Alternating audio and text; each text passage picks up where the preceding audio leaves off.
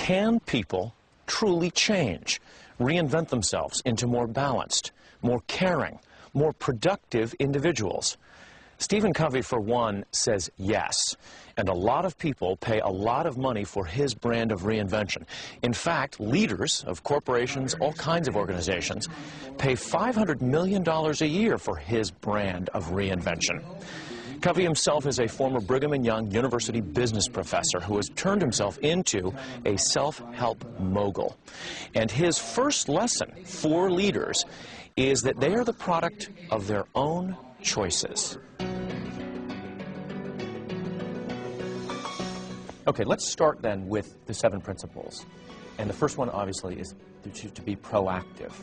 And what fascinates me is that it jives with this notion that you're not a captive of your past. Right. Describe that for us. Well, most people tend to become deterministic, that they are a captive of their past, or of their present circumstances, or of the social weather that surrounds them, or their physical weather. For their family. Their upbringing, what my parents did to me, and so forth.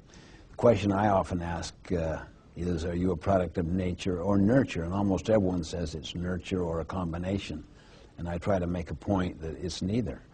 It's a product of choice, because you can choose your response to both nature and nurture. You could have, for instance, a genetic disease inside you and never get it, simply because you make the lifestyle choices of the proper food and exercise and medicine. Or you could have been abused as a child. You don't have to abuse your own child. You have the power to reinvent yourself. That's not so with animals. So the space between stimulus and response is the freedom to choose your response. Let's stop for a second and focus on the space between the stimulus, if you will, or whatever happens to you in your life, and then your response.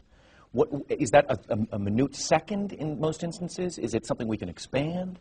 Absolutely, we can expand it. But with some people that have been, say, powerfully deprived or rejected, or maybe this very little space, see, with others that have had very affirming, unconditional love growing up and so forth, they could have a very large space.